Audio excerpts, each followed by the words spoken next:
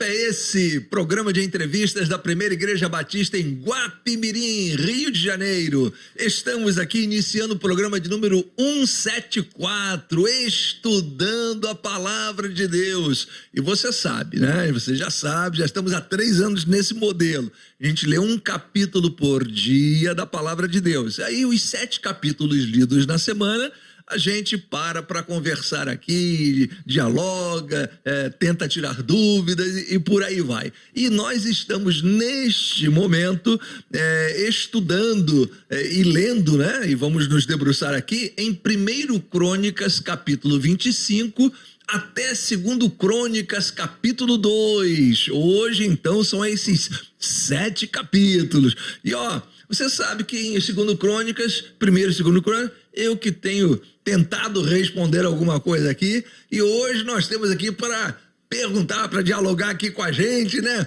Pastor Renato Fagundes, de volta, né? De volta aqui com a gente, né? Pastor Henrique me apertou semana passada e eu fiz a campanha Volta, Pastor Renato, volta, pastor. Pastor Renato, deixa eu informar uma outra coisa aqui, pastor, é que nós estamos nesse programa gravado. Em função do feriado, nós estamos nesse programa gravado e nós não teremos o sorteio hoje, mas você sabe que não tem problema. Semana que vem nós teremos 2 livros sorteados, né? Mas o programa de hoje está imperdível, as questões são muito interessantes e tenho certeza que vai ajudar muito aí na sua compreensão das Escrituras Sagradas. Pastor Renato, seja muito bem-vindo, de volta aí. Como é que foi o congresso lá em Caldas Novas? Foi ao congresso ou ficou na piscina? Fala aí pra gente. Bom dia, pastor. E olha, bom dia. A gente está no dia. Olá, pastor. Graça e paz, irmãos que estão em casa. De volta aí, é um prazer poder estar de volta para podermos compartilhar a palavra de Deus. O congresso foi uma bênção. Tivemos muitas palestras assim desafiadoras para o nosso dia a dia, para a nossa vida cristã, e espero que isso possa resultar em muitos frutos, né? A gente está num programa gravado, irmãos, você deve estar perguntando, mas eu não posso mandar pergunta, né? Que triste, né, pastor? Pode sim, irmãos. Dependendo do número de perguntas que você mandar, a gente grava um programa só com as suas perguntas, né? O pastor hoje pensou que ia escapar das perguntas hoje, né? Mas muito bom poder estar de volta, pastor. Tá bom. Então, nós vamos lá direto para aquilo que interessa, né? E vamos devolver a palavra ao pastor Renato para os seus questionamentos, né? Bom, irmãos, nós estamos hoje a partir do capítulo 25, né? De 1 Crônicas. Só que a gente vê Davi, de certa forma, organizando, né, os trabalhos do exército. Mas o que me chama a atenção, nesse primeiro versículo, logo aí de cara, que ele separa alguns músicos, né? A gente tem falado muito sobre música durante esse mês de novembro, vamos continuar, porque é um assunto, né, que a gente sempre tem algo a falar. E ele separa alguns músicos para, com os seus instrumentos, profetizarem. Dentro desse texto eu tenho pelo menos aí 2 perguntas.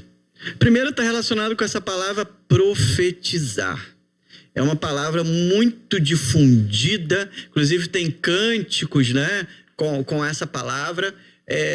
Mas nem sempre ela é usada assim da forma do seu significado, né? Muitas pessoas pensam, quando fala de profetizar, só adivinhar a vida alheia, né? Trazer uma palavra que vai nortear aquele momento presente da pessoa. A primeira pergunta é essa: o que de fato é profetizar? O que de fato é profetizar? Pode Deus usar alguém para falar diretamente ao outro? E, conseguinte, a essa pergunta, a música profetiza? A música prega? Ok. 2 perguntas excelentes, pastor. Mas agora me permita, antes de adentrar nelas, de fazer uma pergunta aqui quem é daqui da igreja já ouviu 2 vezes este mês eu pregar nesse texto aqui, né? Mas só para alguém que está conosco aí pela primeira vez, você não acha estranho que a Bíblia diga no primeiro versículo: e Davi, juntamente com os capitães do exército, separou para o ministério filhos de Asaf, Emã e Jedutum, que são escritores de textos do livro de Salmos, tá? Tanto Asaf, Emã e Jedutum, né? Asaf escreveu 12 salmos, Emã, o salmo mais triste é o 88, e Jedutum 3 salmos. Agora, a questão aqui é a seguinte: capitão de exército, comandante de exército, tem que se meter com esse negócio de escolher músicos, né? Davi, rei, também um comandante, né? um militar, um guerreiro, né? Para mim, soa isso aqui é o seguinte: eles sabem que antes de vencer as batalhas externas, precisamos vencer as internas. E a música nos ajuda muito a vencer batalhas internas. A música fortalece o espírito. Hoje em dia existe musicoterapia, né, pastor? Então, esse destaque que eu quero fazer aqui. São homens que são guerreiros, são administradores de um reino, mas eles percebem a importância da música, que no texto bíblico surge lá em Gênesis capítulo 4, né? Os primeiros instrumentistas e etc., o tal do Jubal, né? Então, me chama a atenção esse texto. Agora, respondendo às suas perguntas diretamente, pastor, a primeira delas, o que é profetizar? Bom, profetizar, pastor, é proclamar a mensagem de alguém.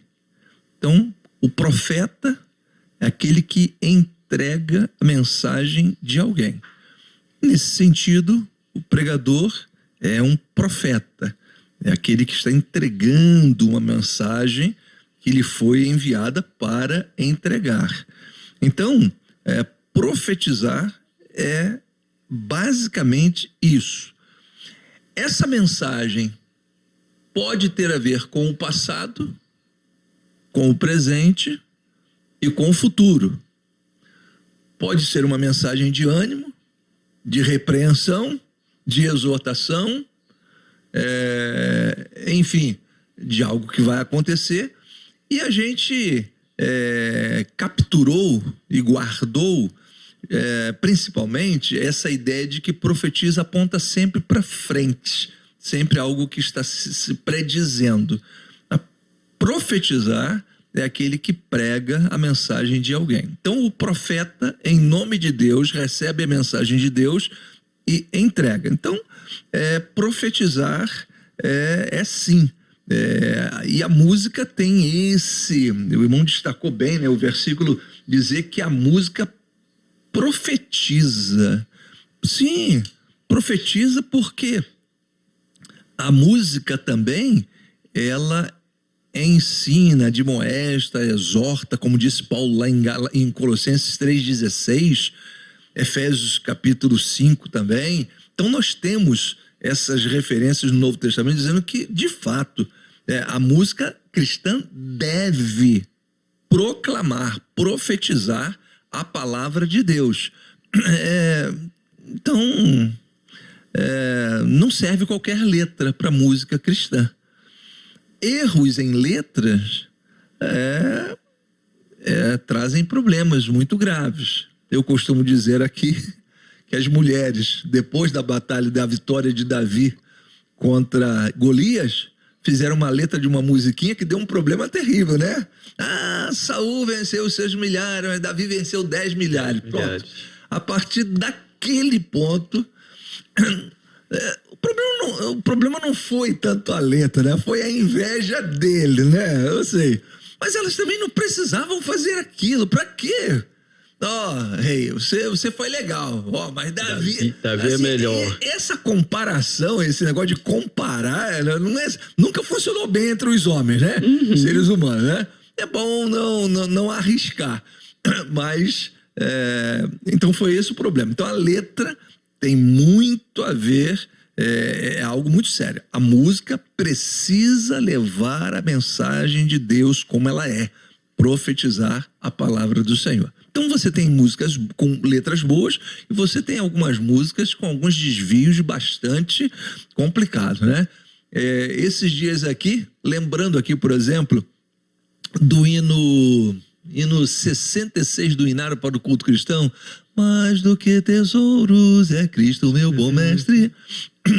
A pessoa que estava aqui na letra, na sala aqui de controle, de transmissão, que coloca a letra lá pra gente no telão e na televisão, ela me fez, pastor, esse hino aqui, 66, essa letra não tá esquisita, não? Anjos não conhecem a linda melodia. Aí eu disse, irmã, essa letra é tão problemática que eu substituí. Se você abrir aqui, você vai ver que essa música essa letra já está modificada. E aí a gente canta aqui, anjos também cantam a linda melodia e com os mortais entoam louvores a Jesus. Acho até que a própria versão nova do Inário do Culto Cristão já tem uma alteração em relação a isso. E percebeu-se isso. Então você tem que ter cuidado, na verdade, com músicas que às vezes tem mensagem muito estranha. Então, de novo, a música profetiza sim, proclama a mensagem do Senhor. E a sua última pergunta, se eu não estiver enganado, é se hoje ainda Deus pode falar, entregar uma mensagem através de alguém. Sim, claro que sim. Sempre fez isso, né? E pode fazer também. É bom que a gente saiba que isso é raríssimo, hein, pastor? Hein? Me arrepia o quanto nos dias de hoje as pessoas se encontram com Deus, ouvem Deus, Deus fala com eles. Me arrepia. Vão no céu, vão no inferno, vão em tudo quanto é muita gente assim, com uma intimidade assim profunda, né? De acesso direto ao trono, uma coisa assim escandalosa, né? Você veja aqui, nós estamos entrando aqui daqui a pouquinho na vida de Salomão, que ao longo da vida Deus falou com ele 2 vezes. Enfim, então não é simples não, né? Mas Deus pode usar, sim, Deus pode usar. Eu só quero que você não esqueça o seguinte, 2 Crônica, você conhece João 3,16? Conhece, né? João 3,16. Então grava 2 Timóteo 3,16, ok? Você já tem João 3,16. Agora guarda 2 Timóteo 3,16. Toda escritura é divinamente inspirada, proveitosa para ensinar, redarguir, corrigir e instruir em justiça, para que o homem de Deus seja perfeitamente instruído na palavra de Deus. Seja perfeito. Então, assim, perfeito e instruído na palavra de Deus. Então eu quero dizer para você o seguinte, pastor, tudo que a gente precisa, nós temos nas escrituras sagradas. Agora, dizer que Deus está fechado a essa questão de entregar uma mensagem e usar uma pessoa para alertar sobre algo, sobre um perigo, sobre chamar a atenção de uma realidade ou apresentar um caminho, Deus é livre para isso, sempre fez e penso que possa fazer mesmo. Tá joia? Não sei se respondi na totalidade as suas perguntas aí. Eu tava aqui pensando, professor, quando você estava falando essa questão de profetizar, há um jargão muito utilizado hoje, né? Mensagem... Vou dar uma mensagem profética na sua vida, para sua vida, né? E eu tô pensando aqui que a igreja, assim, tem uma mensagem profética que hoje pouco se tem falado, que é a volta de Jesus. A principal mensagem profética que a igreja tem, ela não tem utilizado, ela tem aí inventado muitas das vezes muitas mensagens proféticas, tudo relacionado ao pessoal. Mas ela está se esquecendo de proclamar a mensagem profética da volta de Jesus, que está cada vez mais eminente, né? Eu acrescentaria à volta de Cristo algo que deixou também ser pregado: arrependimento e fé em Cristo. Exatamente. Porque sem arrependimento e fé não se chega lá, né? Não se chega lá. E a gente está vendo uma carência nas mensagens proféticas, né? Dessa questão do arrependimento, do pecado, da confrontação, da mudança de vida, do abandono e etc. tal, além dessa questão da vinda de Cristo, que realmente desapareceu em vários púlpitos, né? Impressionante. Pastor, 25, tem mais alguma coisa aí que você gostaria de destacar? Não, estou satisfeito. A gente vai agora para o capítulo 26, onde a gente, dentre muitas coisas, a gente vê Davi estabelecendo aí os serviços do templo, serviços de porteiros, segurança, né? A guarda lá dos tesouros. Então ele está fazendo toda essa organização antes de o governo ser passado para Salomão. E eu sei que essa função de porteiro do templo não tem muito a ver com as recepções, né? A introdução dos nossos templos hoje, mas eu queria que você vai falar um pouquinho, né, desses serviços do templo, dos porteiros. Sim. Mas fazer um gancho aí com a importância de uma boa receptividade na igreja, né? Uma entrada, né? Aquela primeira impressão que a gente tem quando chega num culto público. Pastor, então o capítulo 26 fala sobre as funções dos porteiros. E eu consegui destacar 4. Abrir e fechar as portas, controle de acesso de pessoal, policiamento armado e guarda das riquezas do templo. Então, naquele momento, as 4 funções que eu consigo destacar são essas aqui, né? E sim, eles usavam armas. E você deve estar lembrado em Atos capítulo 21 que Paulo foi preso em Atos 21 sob acusação de que ele tinha levado lá para o templo um gentio. E tinha uma placa, essa placa foi achada. Gentio, determinado, não passe daqui. Você passar daqui, sua vida está em risco. E é isso mesmo. Eles matavam. E por isso eles quiseram apedrejar Paulo. Só não fizeram, não efetivaram, porque a soldadesca romana interveio e levou Paulo para o palácio de Antônia. Então, pastor, as funções do porteiro naquela época são exatamente essas. Agora, claro que isso não funciona hoje. A recepção hoje é uma recepção, uma introdução, serve de apoio, serve de orientação, né? Serve de boas-vindas, é um olhar atento. É de vigilância também. Vigilância, né? Não tenha dúvida.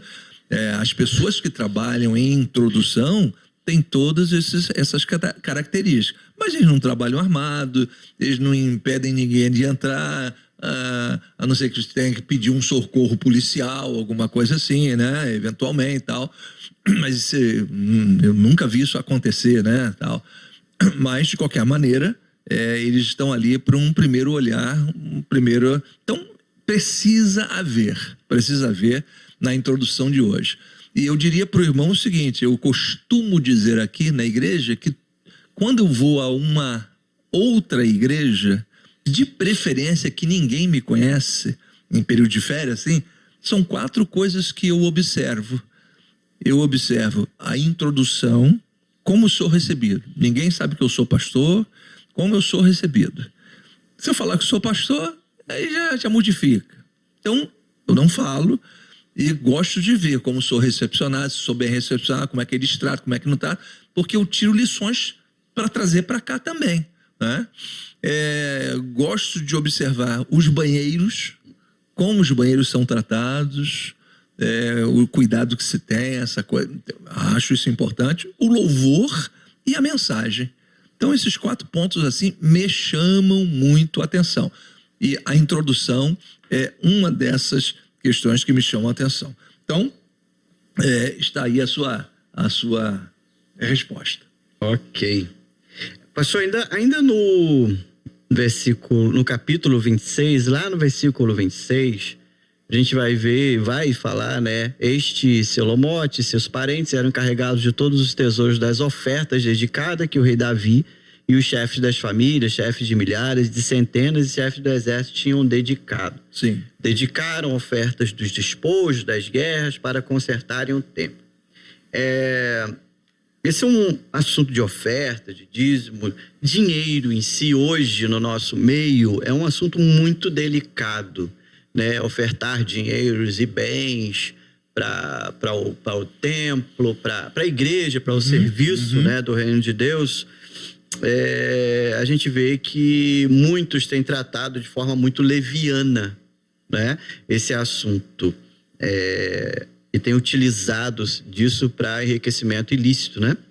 E eu queria que a gente, como a gente sabe que tem várias pessoas de várias denominações que assistem o programa também, mas a Igreja Batista, né, a denominação sempre teve uma estrutura de tesouraria e de tal, que, ao meu ver, que eu sou nascido e criado, né, desde pequeno, ao meu ver, se trata com muita seriedade essa questão do dinheiro, né? Não estamos dizendo que todos sejam, né, tal, mas eu queria que a gente falasse um pouquinho disso, né? Qual é a seriedade, como tratar isso, essas ofertas, esse dinheiro que chega à igreja? Pastor, neste ponto, eu vou começar da seguinte maneira.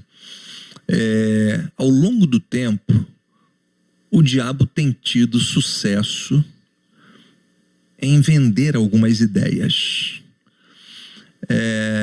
Cara, de tanto bater nesse negócio de ideologia de gênero, tem gente hoje dentro das igrejas que apoia isso. Tá? De tanto bater nessa questão da liberdade sexual, tem gente hoje que acha que virgindade é uma bobagem. Então veja que ao longo do tempo os assuntos estão sendo debatidos na sociedade e vão entrando na igreja. E essa questão do dízimo não ficou de fora. Com certeza. Porque, fala sério, observa o seguinte, pastor, a mola mestra aí que na sociedade, no mundo nosso, do ser humano, um pilar importante, tudo funciona à base de dinheiro, né? É ou não é? Sim. Cara, igreja seria diferente? Se na igreja não tiver dinheiro, não tem evangelização, não é isso. Estou falando isso não. Não mesmo. Não o mesmo. O alcance seria menor. Mas né? veja o irmão o seguinte. Lucas capítulo 8 nos informa que o colégio apostólico tinha uma bolsa. Recebiam ofertas. Isso não é uma invenção da igreja moderna. A Bíblia diz, inclusive, que Judas Iscariote, que tomou conta dessa bolsa aí, não sei como é que ele chegou ali, ele subtraía. Ele era um tesoureiro ruim, porque ele subtraía o que caía ali dentro. Ele roubava. Então, desde o nascedouro, não foram os apóstolos também que inventaram.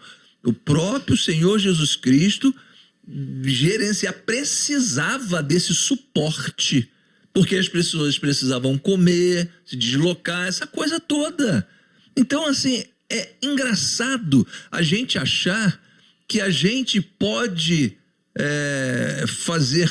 mexer com matéria sem dinheiro. A gente pode mexer em questões de fé sem dinheiro, mas em questões... sem dinheiro, a gente não tem terreno, não tem prédio, não tem mobiliário, não tem energia elétrica, não tem nada disso, né? Então, Deus não precisa do meu dinheiro e do seu dinheiro. Mas a obra dele aqui neste mundo precisa sim. Precisa sim. E mais do que isso, pastor. Agora vem a questão final. Eu invisto naquilo que acredito. Eu só coloco dinheiro naquilo que acredito. Eu coloco dinheiro ali no supermercado? Sim, porque eu acredito que comida é necessária para mim. E por aí vai. Você vai fazendo a listinha aí, entendeu? Então eu queria dizer o seguinte, meu irmão, minha irmã, tem muita coisa acontecendo aí em termos de dinheiro, aí fora, aí aqui e ali, você ouve muita coisa? Tem. Tem muita gente desonesta em igreja? Tem. Tem muito tesoureiro, às vezes, que mete... Já aconteceu muito na história? Já. Vai continuar acontecendo? Vai. Você precisa ter mecanismo para inibir essas realidades. Ó, agora o irmão tocou na questão dos batistas. Fui pregar numa igreja, e não vou dizer aqui, tá? Eu não quero expor, mas foi aqui na cidade de Magé. Tá bom? Foi aqui na cidade de Magé. Fui pregar numa igreja, e aí conversando com o pastor me apresentou uma pessoa que ele fez a seguinte referência. Pastor, sabe qual é a história desse irmão, desse jovem aqui? Contou, jovem extremamente dedicado, habilidoso, tal. Sabe como é que ele veio parar aqui?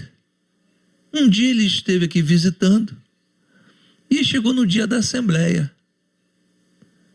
Viu a assembleia acontecer, relatório financeiro. Ele me esperou e disse assim: vocês aqui prestam conta do dinheiro que entra, que sai, tá? Sim, isso é todos os meses, a assembleia. Nunca mais ele voltou na igreja dele. Era lá há tantos anos, dedicado. Tá? Mas a gente não sabe para onde vai o dinheiro lá. Na igreja batista, só tem uma maneira de você não saber para onde o dinheiro vai. É se você não gosta de assembleia. Você deliberadamente disser assim: eu não quero saber. Aí eu não vou mandar relatório da tesouraria, não vai mandar relatóriozinho para sua casa, entendeu? Você tem que vir aqui geralmente no último domingo, 18h30, aqui no Salão Lilás, e participar da assembleia. Mas todos os meses você é informado. Você só não vai se não quiser. Eu acho chato, eu acho isso. Aí é uma questão sua, né? Mas eu quero dizer assim, se você trabalhar com dinheiro, tem que haver transparência. É o mínimo que se pede, né, pastor? Por favor, né? Trabalhou com dinheiro. Se for o seu, você pode ser desorganizado o quanto você quiser. Mas se for dinheiro do outro, de outras pessoas, seja muito claro para não pairar nenhuma dúvida.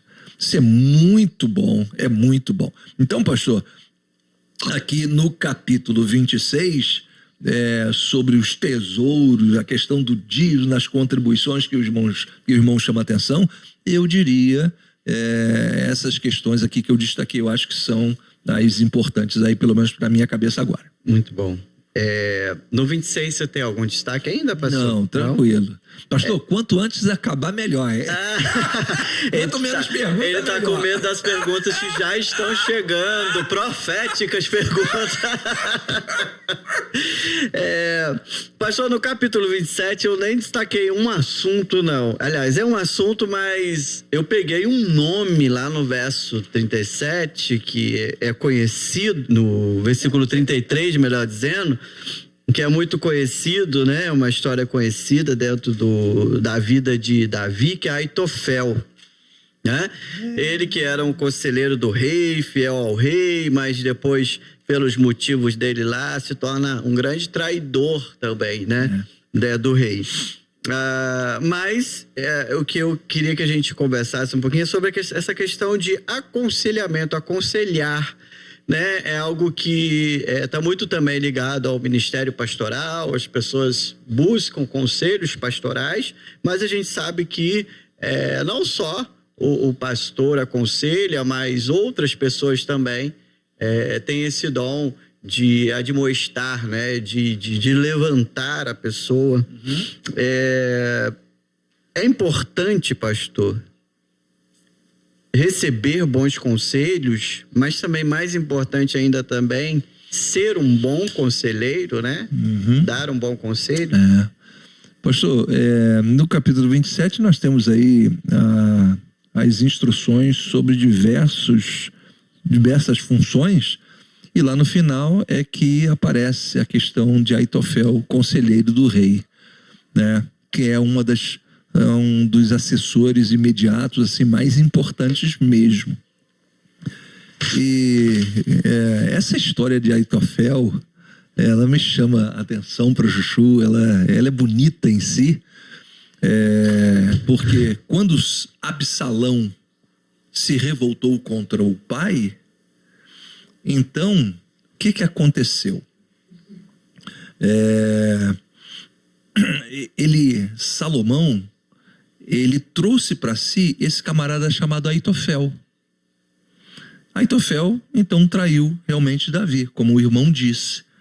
E aí, aconteceu o seguinte: Davi, quando deixa Jerusalém, ele desce pelo vale de Cedron e começa, com a sua comitiva, a subir o Monte das Oliveiras.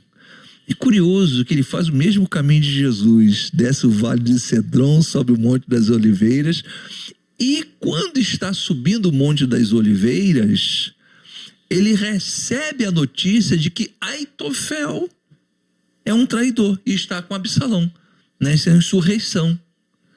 E aí, em 2 Samuel, capítulo 15, Davi para a comitiva e ele diz assim: pelo que Davi disse, ó Senhor, transtorna o conselho de Aitofel.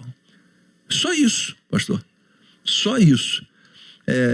Assim, Davi estava chorando, que estava extremamente magoado com tudo que estava acontecendo, as traições, a começar do filho, e ele faz essa pequena oração: ó Senhor, transtorna o conselho de Aitofel. Ele sabe a capacidade de Aitofel e ele sabe que poderia prejudicá-lo muito.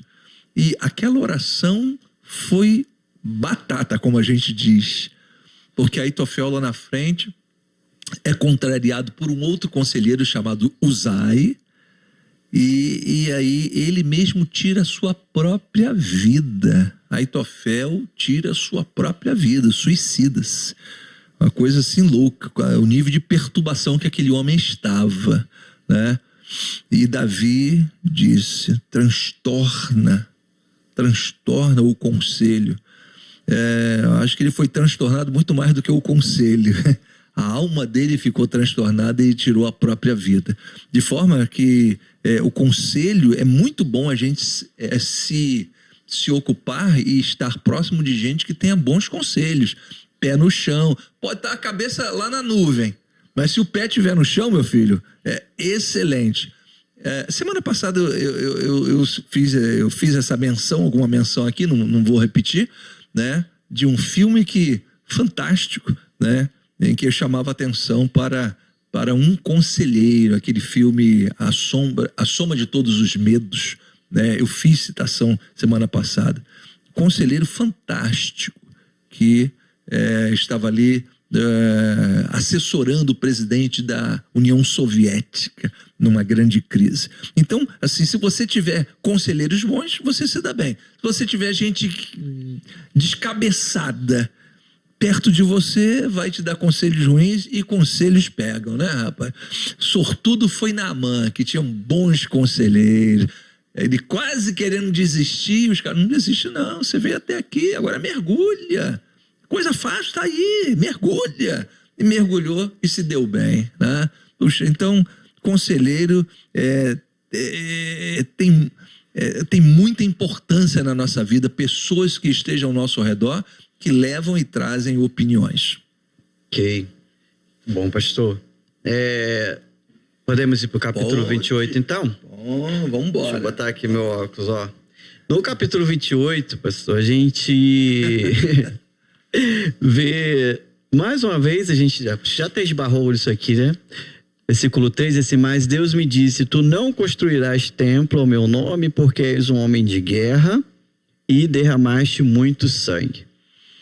A gente lê esse texto aqui, mas eu fico imaginando a frustração, né, de Davi de ter elaborado tudo, pensado tudo, mas não poder executar essa construção. Talvez tamanha seja também a questão de Moisés, né, e que parou lá em cima do monte, ali morreu e também não adentrou a dita terra prometida, né? Pastor, como que hoje, né, a gente lidar com as frustrações que a gente pode dizer com o não de Deus em determinadas situações? Talvez esteja com a gente pessoas que estejam vivendo um momento difícil e não estão sabendo lidar com essa perda, com essa frustração, com essa dificuldade que estejam passando, e as pessoas tendem a colocar a culpa em Deus, né? Porque Deus poderia ter feito isso, poderia ter feito aquilo. Mas como lidar com isso, né? Pastor, sabe que essa questão do não, ela sempre foi uma questão difícil. Sempre foi. Sempre tivemos pessoas, aliás, sempre tivemos resistência ao não. E isso desde a infância, é ou não é? Não certeza. Bote a mão na tomada. Eu botava. Aí você fica ali, não bote a mão na panela, que queima. O ser humano sempre teve resistência ao não. E quando não desta árvore não comerás, porque no dia em que dela comeres, certamente morrerás. Então, isso é desde o início. Rejeitar um não é uma possibilidade. É uma possibilidade, mas tem as suas consequências. Então, isso é tão grave, pastor, que uma vez eu fui fazer uma pesquisa. Eu tenho que ver esses números de novo, né? Porque hoje tem mais mecanismo, né? Mas há muitos anos atrás, eu fiz uma pesquisa na Bíblia, na versão ARC, a Revista Corrigida, e descobri, sabe quantas vezes aparece a palavra sim na Bíblia? 97 vezes, na versão ARC. E a palavra não, mais de 8.400 vezes. Meu Deus. Isso significa que parece que o não é o mais difícil de aprender. Então, mas de uns anos para cá, pastor,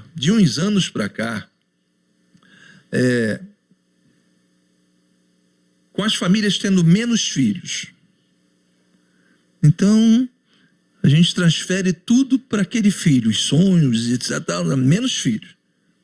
Então, a tendência talvez de proteger mais. As pessoas trabalhando mais fora, às vezes homem e mulher, e às vezes tem que compensar essa ausência dando presentinho, não contrariando, vivendo em um mundo de crise de autoridade, onde a autoridade dos pais, do professor, da polícia, das autoridades colocada em xeque. E a psicologia ajudando, dizendo que a sua criança pode ser traumatizada. Você soma tudo isso, coloca esses ingredientes todos numa mesma geração. Apareceu uma coisa agora que é chamada de síndrome do imperador. É aquela criança que não sabe ouvir não. Cara, e eu não sei, assim, eu não entendo nada de medicina. Mas estão tratando isso como doença, cara. Assim, como síndrome, né? Que é uma distorção, enfim, um desajuste, né? Uma doença, eu acho que podemos dizer, em alguns casos, em alguns aspectos, mas a criança, e tem criança mesmo que se irrita, que sai do sério. Eu fico pensando, não é possível, gente.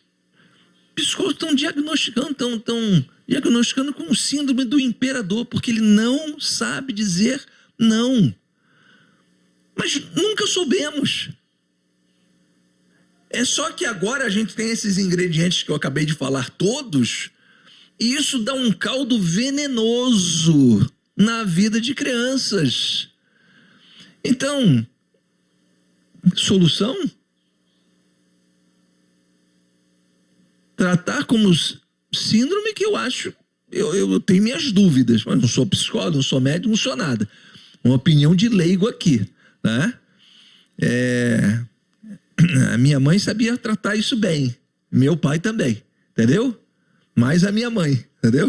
Sabia tratar isso com eficiência, né? Agora, assim, eu me lembro que uma vez, a gente desobedeceu, a gente nem podia ir na rua sempre, né? Então a gente jogava bola dentro de casa. E ela já tinha falado que não. E ela chegou em casa, viu que o lustre da sala não estava no lugar. A mãe também observa tudo, né? Observa lustre. Tenha paciência, gente. E aí, para não dar uma surra na gente, ela traz a bola. Mãe, não faz isso não. Traz a bola. Aí trouxemos a bola, ela cortou na faca. Traz a outra bola. Não, mãe, não. Segunda, traz a outra bola. Pastor, ela cortou as 9 bolas que nós tínhamos. Meu Deus, 9, eu pensei que tinha umas 3. Ela cortou as 9 bolas que nós tínhamos. E a gente jogava dentro de casa. Tinha mais bola do que jogador. Então, assim, é a síndrome do não. Não é não. Não é não, né? Se você não sabe trabalhar com não, você vai ter dificuldades nessa vida, porque a gente não vence sempre, a gente perde. A gente tem impedimentos. O não faz parte. E a gente tem que se virar e aprender com o não. Ao mesmo tempo que o mundo fala de resiliência, né? Ele não estimula que a gente tenha resiliência, né? Se eu vou receber ou não, vou estar frustrado, como que eu vou ser resiliente se eu não aceito nada, né? E essa história de futebol dentro de casa, acho que cada um tem uma, né? Porque na minha casa também teve uma. Era um cisne. Lembra aqueles cisnes antigos? Que era uns bibelozinhos. Ok, bibelô. Um cisne. Pinguim em cima que ficava em cima da estante de mamãe. E aí ela disse, não joga bola dentro de casa, vai quebrar meu cisne, né? Mas não é que tá lá, pum, a bola bateu no cisne e a gente só viu ele pra tudo quanto é lado. Espatifou no chão, a gente falou assim, vamos juntar, comprar uma cola e depois colar. Esmalte. Né? Aí, guarda, deixa lá que mamãe não vai ver que o cisne não tá ali. Ela abriu a porta e falou, cadê meu cisne? Né? Pronto, já era, né? Aí vem a consequência, né? Ai. Então, pastor, vamos agora pro capítulo 28 também, o iniciozinho do 29, né? Onde Davi tá trabalhando instruções da construção do templo, né? Como a gente falou, ele entende que Salomão ainda tá novo ali, assumindo o reino, e ele quis deixar assim tudo preparado. Ele não construiu, mas deixou a planta, deixou até mesmo a gente vai ver mais para frente acordos entre reis, né? Para fornecimento de material e tal. Tudo do bom e do melhor. E Davi queria colocar na construção do templo. A minha pergunta, pastor, é a seguinte: qual é o limítrofe, qual é o limite entre o melhor para Deus e a ostentação humana nas construções de templos, né? Assim, é uma opinião minha. Eu acredito que em alguns casos a gente tem visto uma ostentação humana nessas construções assim faraônicas, né? E para que isso serviria para a glória de Deus, né? Qual é esse limite, pastor, na sua opinião? Então, pastor, vou começar, já que o irmão começou por aí, eu vou desconectar aquela construção dessas construções atuais. Porque no Velho Testamento tinha uma realidade que não existe hoje, e depois a gente volta e trabalha aqui os templos de hoje, tá bom? Nós estamos tratando de um reino que vai construir um templo que de fato era para a morada de Deus, o símbolo da morada de Deus. As minhas contas na semana passada, eles tinham mais de 73 toneladas de ouro. Eles não usaram tudo, mas eles capitalizaram muito. Prata nem se conta, foi mais de, sei lá, já esqueci os números. Ouro fixei bem. Então, pastor, eu quero dizer para o irmão o seguinte: era um templo único que indicava onde Deus morava. Ok. Então, eles fizeram com aquela riqueza, aquela pompa toda. O Novo Testamento não tem templo mais. A igreja não tem templo. E não tinha por uma questão muito óbvia até o quarto século, que foram as perseguições. Então, a partir do quarto século, nós temos a reintrodução de templos. Mas aí não cabe mais aquela designação do Velho Testamento, que templo é a casa de Deus. E era. O apóstolo Paulo, no primeiro século, escreve de: nós somos o templo de Deus. Deus habita agora na pessoa. E aí eu acho que vale a pena a gente olhar lá. Vem cá, por que Salomão fez aquele templo tão luxuoso? Porque era para a morada de Deus. Mas ele mesmo disse: Deus não pode caber aqui. Ele é muito maior do que isso. É para a glória dele. Então eu quero dizer para você o seguinte: uma vez que Paulo disse que nós somos o templo de Deus, então leva isso em consideração. Leva isso em consideração. Limpe o seu templo. Cuide do seu corpo. Não deixe profanar. Não deixe profanar. Não deixe profanar o templo. Cuidado, mãozinha no que pega, olhinho no que vê, boquinha no que fala, ouvido no que ouve, pezinho onde pisa. Não é isso, pastor? O Salvador do céu está olhando para você. Cuidado, olhinho no que vê. Então, assim, cuide do seu... Deus mora no crente. Então, cuide do corpo, seja higiênico, faça como os judeus faziam. Tinham porteiros, gente que tomava conta, que até eliminavam ameaças. Quem invadia o templo morriam. Então, vigie o seu templo. Então, essa é a lição e a conexão que eu faço entre o templo que Salomão fez e a nova habitação de Deus, que é o crente. Pronto, resolvi uma questão. A segunda questão que o irmão levanta é a questão dos templos de hoje. Em primeiro lugar, eu quero dizer para o irmão o seguinte: dava para a gente continuar reunindo de casa em casa? Dava. Sim, certamente. Já tinham caminhado 300 anos, né? Assim, por que não dava para continuar? Dava. Agora, a gente precisa reconhecer, pastor, que aí é uma consideração que eu faço. Acho que é uma questão de inteligência.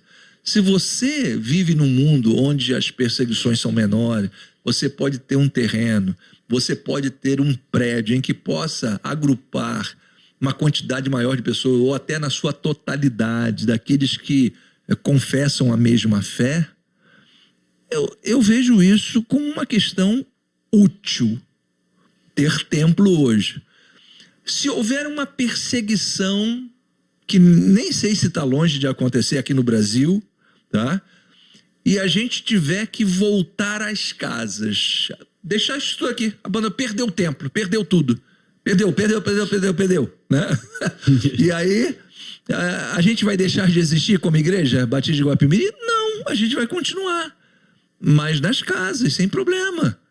Então, o templo é um conforto, vamos dizer assim, uma comodidade que a gente tem, útil, porque agrupa toda a totalidade e até mais visitantes, etc. Então, nesse sentido, eu vejo como algo útil. Agora, o irmão coloca, mas não está havendo exagero? Pastor, eu acho que sim, Mas eu vou fazer uma pergunta para o irmão. Vou te devolver a pergunta, tá bom? Olha só. O irmão acha o nosso templo aqui um exagero? Não. Né? Ok. Mas se o irmão perguntar isso para um africano que está embaixo de uma árvore e senta em tronco de árvore, será que ele acha que isso aqui é um exagero?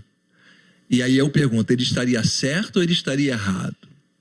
Então, a gente pode estar pensando assim, no exagero em outras camadas. Tem igreja que tem hoje um ginásio, reúne até em ginásio, fez como se fosse assim um anfiteatro, né? Um ginásio mesmo, tal. E isso é um exagero? Sei. Bom, o meu critério é o seguinte, se você vai construir um templo, construa com aquilo que a sua sociedade local utiliza. Então, eu compreendo que o templo de Guapimirim provavelmente nunca será como um templo de uma igreja na Barra da Tijuca, um Recreio e etc. tal, né? Na Moca, em São Paulo. Porque o padrão financeiro dos crentes que residem aqui e residem lá é totalmente outro. Então, acho que muita tecnologia vai ser implementada. Então, eu evito olhar como exagero. Agora, se uma igreja, mesmo lá, colocar torneira de ouro, aí eu vou dar, isso aqui é um exagero, tudo bem. Aqui, né? Eu acho que eles não vão botar torneira de ouro lá. Porque a maioria não tem torneira de ouro em casa, entendeu? Então, eu diria assim, você tem porcelanato em casa? Eu não tenho, mas gostaria de ter. Então, na igreja deve ter, no templo deve ter. Você tem ar-condicionado em casa? Tenho. Então, não tem, mas gostaria de ter. Só não tem questões financeiras ainda. Ok, então tá bom. Mas você então pode botar no templo também. Então, assim, eu imagino que a medida, um bom senso, é a gente utilizar no templo que a gente faz para reunir a igreja aquilo na média que a gente utiliza e desfruta na sociedade. Não deve estar aquém da sociedade, exatamente, né? Não deve estar, porque até poderia impedir a entrada de alguns, né? Pois é. E eu acho interessante também, pastor, daquilo que o senhor falou, dessa questão da ostentação, que existe, eu já visitei algumas igrejas enormes, gigantescas, com quadras poliesportivas, né? Em São Paulo, por exemplo, a igreja que a gente viajou, que visitou no interior, a igreja ela é construída numa quadra poliesportiva. E durante a semana atende a comunidade com diversos esportes e no fim de semana eles colocam as cadeiras e tal. Então, olhando esse parâmetro, gastaram milhões para construir aquilo ali. Mas gastaram milhões para quem? Para glorificar a Deus e atender a comunidade. Sim. Né? Sim. Atendendo a comunidade. Então a gente não consegue enxergar, acho que nem a comunidade vai enxergar como ostentação. Agora, quando você constrói algo que vai servir só para o seu deleite, né? Só não atende a comunidade não tem acesso àquilo, né? Aí se me permite a opinião, eu entendo como uma ostentação de ter algo bonito, mas que não atende o que é principal, que é a comunidade. O templo está a serviço de Deus e Deus quer atingir as pessoas, né?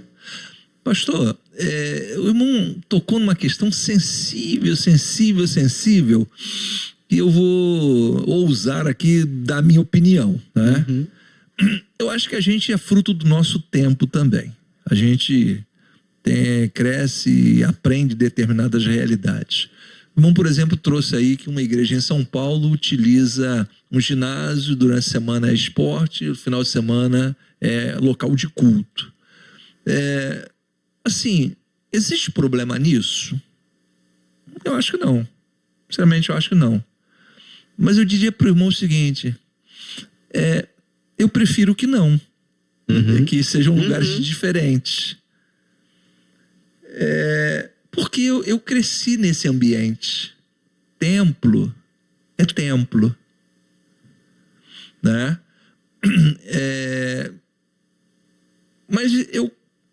Mas de onde a gente trouxe essa questão que o templo é só templo? De trás. A gente vai chegar no templo de Jerusalém, com certeza, né? Então, mas de qualquer maneira, feitas essas ressalvas, eu diria assim, eu prefiro, se eu tiver uma quadra, eu prefiro fazer uma quadra. Não gostaria que fosse feita uma quadra aqui no meio de semana, aqui dentro do templo. Assim, porque... E acho que por isso houve tantas questões, tantas brigas no passado. Às vezes a igreja crescia muito, tinha que destruir aquele templo antigo, e era ou não era uma guerra terrível? Uma guerra. Havia choros, ranger de dentes, pais, né? Uivos. Os utensílios do templo sagrados, né? Uivos, né? Não, que não pode, que o pastor e que o irmão fulano de tal construiu esse templo, que não tem o quê. Rapaz, era um negócio assim, muito emocional. Hoje em dia esse negócio pulverizou bastante, né? Pulverizou bastante, porque uma nova cultura vai se formando. Mas eu diria assim, é possível você fazer isso, esse movimento que essa igreja está fazendo lá? É possível sim. Eu não vejo dificuldade mais nisso.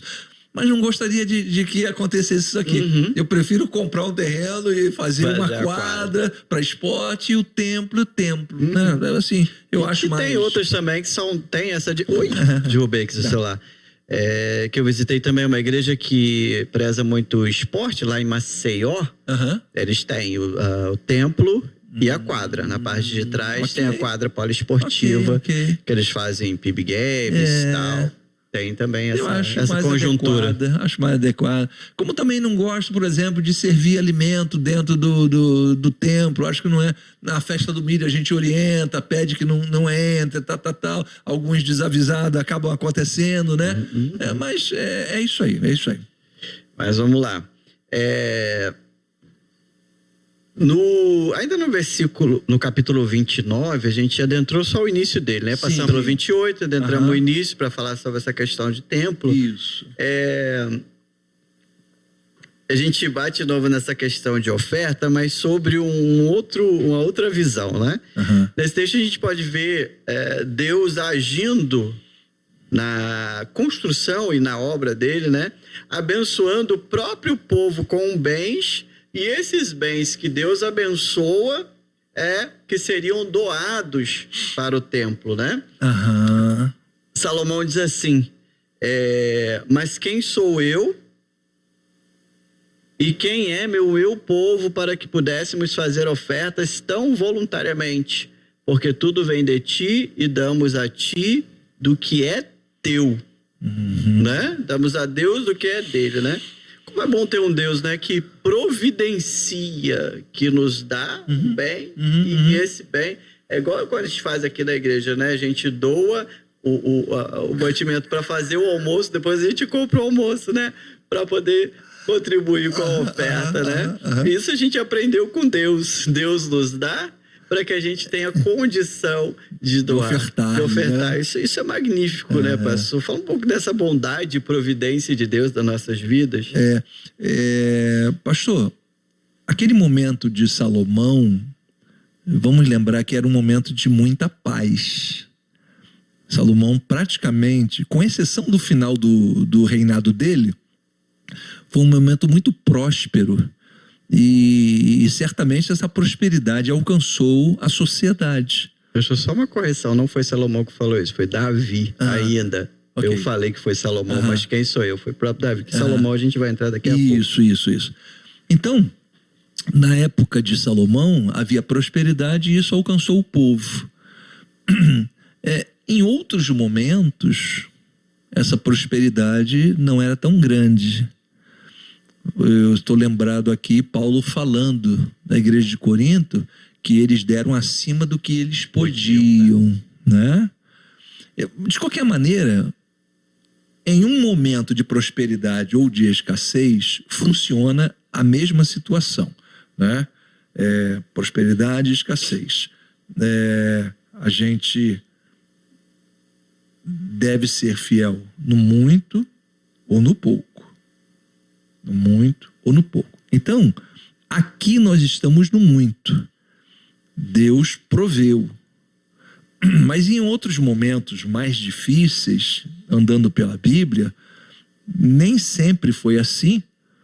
Tanto que a reconstrução do templo, lá em Esdras capítulo 3, os mais idosos choraram, porque reconheciam que o novo templo de Zorobabel não seria como o de Salomão.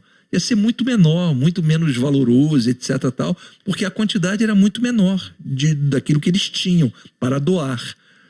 Então, enfim, em qualquer momento, eu acho que o que fica destacado aqui para mim, no capítulo 29, é essa vontade que as pessoas tinham. Tinham vontade e tinham possibilidades. Em outros momentos, às vezes a gente tem vontade e talvez não tenha tanta possibilidade. Mas mesmo assim a gente enxerga pessoas que na impossibilidade ou na muita dificuldade, eles conseguiam de alguma forma participar. Então acho que, para mim aqui, o irmão perguntando essas questões, eu queria dizer para o irmão o seguinte: olha, não sei se você deve esperar as coisas melhorarem para você participar um pouco mais na obra missionária,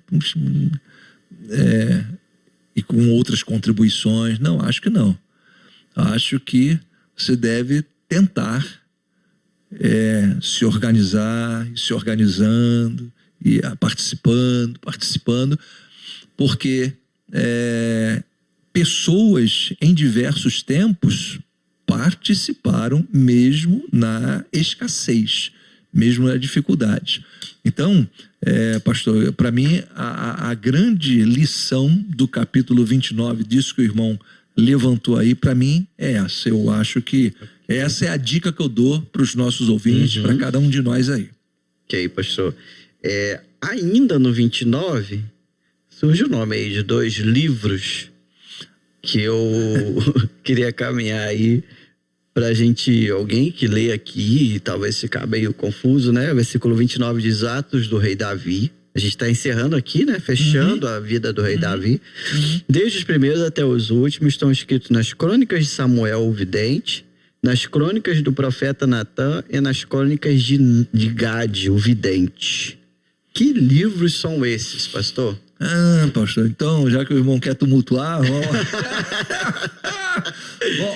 deixa eu ler para vocês aqui, alguns que eu guardei aqui. Livro das Guerras do Senhor, livro de Jazer, livro dos Atos de Salomão,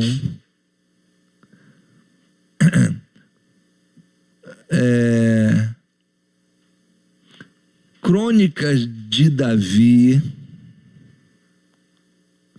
livro de Samuel o vidente, livro de Natã, livro de Gade, profecia de Aídas o Silonita, Visão de Ido Vidente, Crônicas e Visões de Ido, livro de Semaías, livro de Jeú, filho de Anani, Atos de Uzias, Ditos dos Videntes, Lamento por Josias, e livro do rei.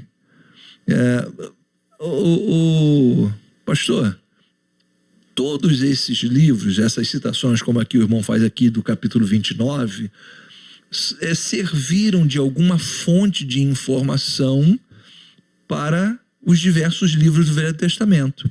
Só que esses livros se perderam ou foram destruídos, não foram achados ainda.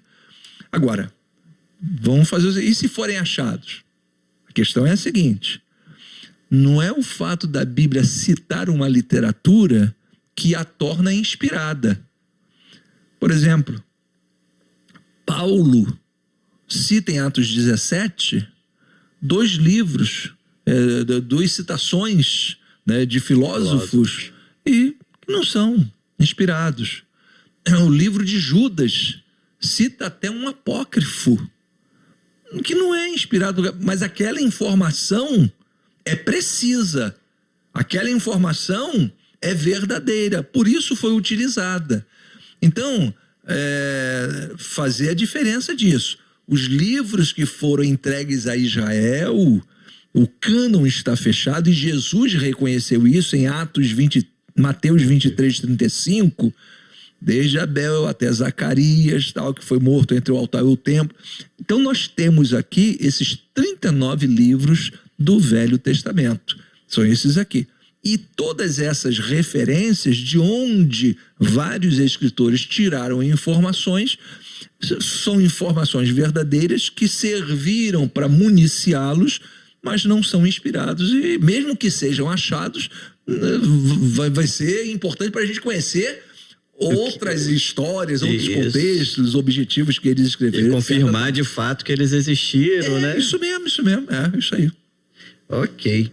Pastor, então a gente fecha o ciclo aí de Davi, para a gente de fato entrar no ciclo de Salomão.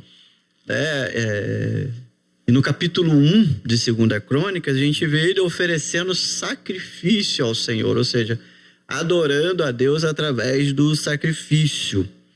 Pastor, qual é importante? E ele tem uma experiência com Deus, uma das, né, que o senhor falou que Deus fala com ele 2 vezes, né? E a primeira vez é aquela conhecidíssima, né? Você pode pedir, ele pede sabedoria e tal. Pastor, qual a importância de uma pessoa? Eu tinha até pensado de um líder, mas eu disse, mais do que um líder, qual a importância de um crente ter esse contato com Deus, ter a experiência com Deus, né? Ter a sua própria experiência com Deus. Pastor, eu vou resumir na seguinte frase: a falta de experiência geralmente causa desastres. A falta de experiência geralmente causa desastres. E aí eu estou falando em todos os ramos. Não é só em relação à vida cristã, não. Você vai a um médico, se ele não tiver a experiência devida, ele pode causar um acidente. Você contrata um pedreiro, se ele não tiver a experiência devida, a mesma coisa. Mecânico de carro, tal, e por aí vai, né? Um costureiro, tal, um alfaiate. Então, por aí. Então, eu quero dizer para o irmão o seguinte: na vida cristã, a falta de experiência com Deus também pode causar acidentes. Então, é importante nutrir essa experiência. Todo mundo sabe, já falamos aqui, o livro de Deuteronômio orientava que o rei, quando Israel tivesse rei, o rei deveria fazer uma cópia manual dos escritos do Velho Testamento, da lei, das leis de Moisés, para que ele não se esquecesse no dia a dia da administração pública, das suas responsabilidades, da justiça, do pobre, do menos favorecido, da viúva, papapá, essa coisa toda. Então, a experiência, aí eu estou falando experiência direta e indireta, né? Aqui no caso, Salomão teve 2 experiências diretas com Deus, mas ele podia ter essa experiência e devia ter indireta todos os dias, como Daniel tinha, e como os apóstolos, e como todo crente deve ter. Né? Um dia Deus nos falou, nos convenceu, o Espírito nos convenceu do pecado, da justiça e do juízo, abriu nossos olhos, nós cremos, entregamos a vida a Cristo, resolutos, resolvemos seguir a Cristo, né? Impulsionados pelo convencimento do Espírito Santo. Mas a Bíblia e a oração nos vão trazendo essa experiência, além do serviço cristão que nos coloca de frente com pessoas novas, com situações novas, com uma porção de situações que serão muito úteis aí ao longo da nossa caminhada cristã. Então, eu diria por aí. Ok. Você tem algum destaque aí no capítulo 1, pastor? Não. Acho que tá de bom tamanho. Tá de bom tamanho? Não tem nem do capítulo 2, hein? Mas a gente vai encerrar. Vai encerrar com o capítulo 2, né? Que a gente... Até um versículo que o senhor até já citou. A palavra agora sim de Salomão, versículo 6, assim: mas quem pode construir-lhe um templo, visto que nem o céu dos céus podem contê-lo? E quem sou eu para lhe construir um templo, a não ser que este te sirva para queimar incenso diante dele? Olha que interessante. Salomão disse que queriam construir um templo grande para Deus. Mas ele mesmo entende que, por maior que fosse, não poderia conter Deus, né? E quando ele fala de queimar incenso, ele está falando: eu estou construindo um templo para te adorar, né? Para reconhecer a sua grandeza, né?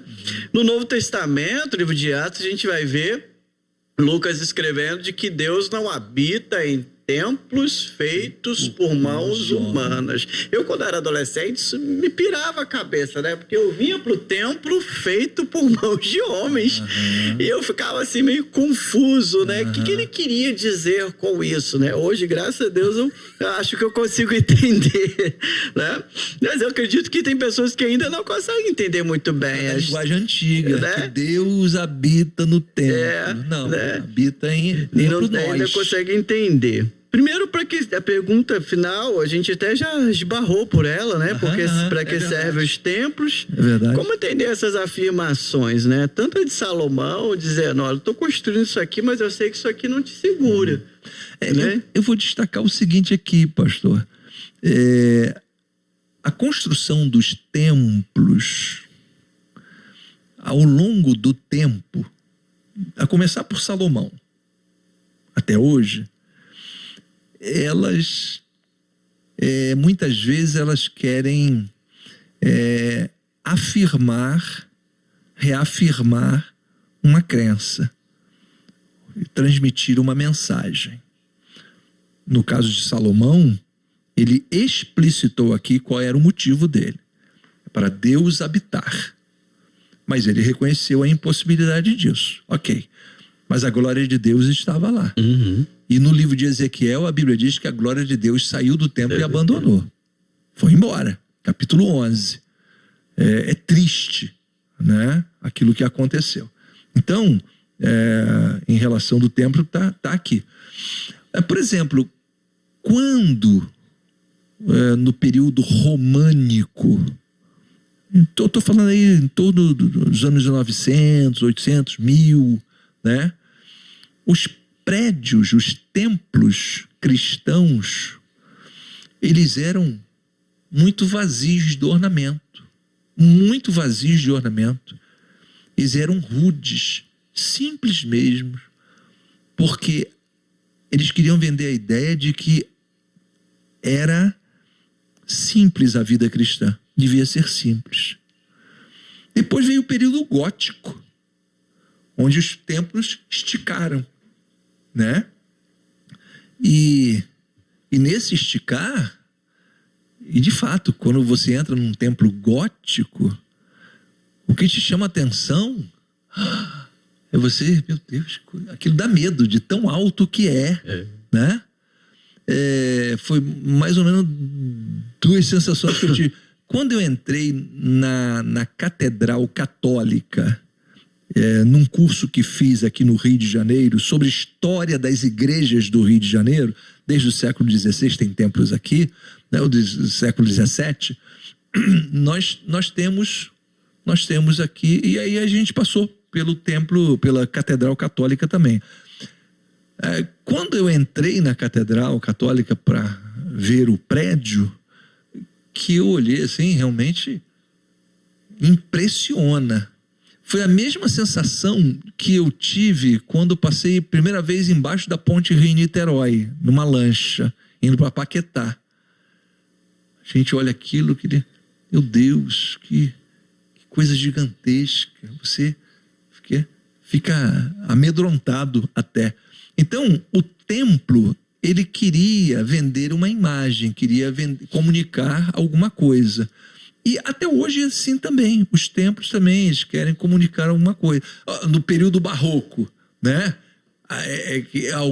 Alguns templos eram chamados de cavernas de ouro, de tanto objeto de ouro que tinha, folheado a ouro, né? Uhum. Que nós temos no Rio de Janeiro também, novamente. Magé, se eu não me engano, tem um templo da época sim, não sei, mas Minas tem muito e tal. Então nós temos aquelas cavernas de ouro. Então você veja que a ostentação já era outra. A imagem do céu é coisa muito valiosa. Então, depois nós tivemos a questão dos vitrais, onde e eu acho lindo o vitral, né?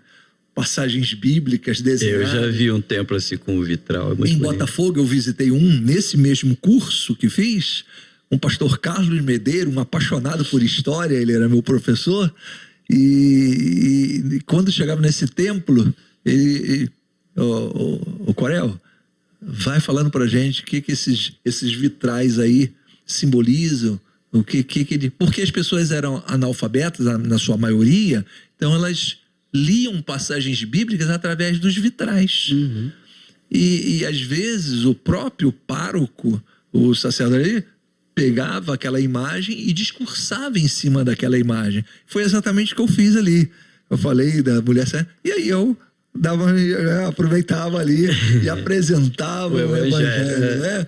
Não podia fazer porque eu tinha que apresentar vários, né? Uhum. Então eu tentava resumir em frase. Então, as construções, elas tinham uma tentativa de comunicar algo. Como eu acho que toda arquitetura hoje tem essa vontade de comunicar algo. Beleza, ousadia, inovação, tecnologia, né? Essa coisa toda, né? Então, o templo hoje também quer comunicar. A gente está fazendo a reforma do templo aqui, né? Eu fico pensando assim, o que a gente está querendo comunicar? Eu diria assim, com a fachada que a arquiteta Paula Lorena fez, muito bonita, o prédio vai ficar, assim, estética mesmo, estética. Eu acho assim, uma visão suave, agradável, que vai preencher aí o ambiente, que vai agradar e que pode ser uma visão simpática à sociedade. Então acho que é isso aí, entendeu? Então eu diria que Salomão, ele conseguiu nesse ponto, que ele tinha um objetivo e o objetivo dele foi alcançado. Ele realmente fez uma obra faraônica, né? Vamos dizer assim. Ok, pastor, eu estou encerrado, né? Terminamos aqui, mas você sabe de casa que pode mandar aí as perguntas para depois entrar ali no caderninho, ok? Tá bom. Gente, a gente vai então encerrando o nosso encontro. Você sabe, esse programa aqui foi gravado por causa do feriado do dia 20 de novembro. E nesta oportunidade eu vou pedir ao pastor Renato que nos conduza a Deus em oração. Pastor Renato, hoje aniversário da nossa irmã Ademildes, né? Presidente, né? Do corpo diaconal. Então eu queria pedir que o irmão agradecesse muitíssimo a vida da irmã Ademildes, uma joia, uma preciosidade aqui na Igreja de Cristo Jesus. Senhor, nós louvamos o Teu nome, ó Deus, por esses momentos aqui de compartilhamento da Tua palavra, ó Deus. Louvamos o Teu nome pela existência, ó Deus, desse podcast, que tem, ó Deus, ao longo dos anos, falado do Senhor e proclamado o Evangelho de salvação através da Tua palavra. E nesse momento especial, nesse dia especial, rogamos as bênçãos dos altos céus sobre a vida da nossa querida irmã Ademildes, nossa diaconisa, presidente do corpo diaconal. Ó Deus, uma irmã que tem abençoado aonde quer que passa, ó Deus. E nesse momento tem nos abençoado aqui em Guapimirim. Deus bendiga. Rogo pela sua família, seus filhos e seus netos, que o Senhor possa dar um dia a ela abençoado pelo Senhor, e que ela continue, ó Deus, cumprindo a obra que o Senhor determinou para a vida dela, ó Pai.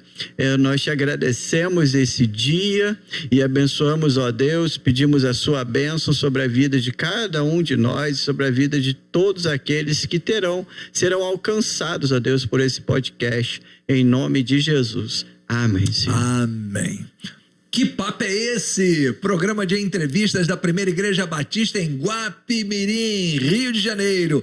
Até semana que vem, se Deus assim permitir, para a gente continuar estudando segundo livro de Crônicas. E semana que vem, 2 sorteios dos livros. Não esqueça, né? Que hoje não foi porque foi gravado, mas semana que vem, 2 sorteios. Até semana que vem, se Deus assim permitir. Um grande abraço a você e sua família e um excelente final de semana.